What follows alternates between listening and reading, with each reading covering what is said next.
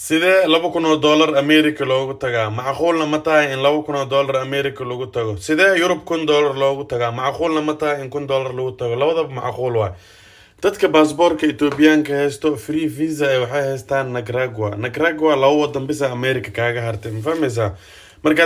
Addis Ababa kasoo duushid Turka transit ku naqatid toos to Nicaragua markaa tagtid kadib laba wadan ku hartay meeshaasna lacag kaaga baxayso $2,000 NFA kugu tahay 100% hadaa adiga toos u duushid yani cid ba aadan dhageysanin adoo baasaboor Ethiopian wata ticket oo Nicaragua ah ina goosatid bisa kugu filan ina America aadid okay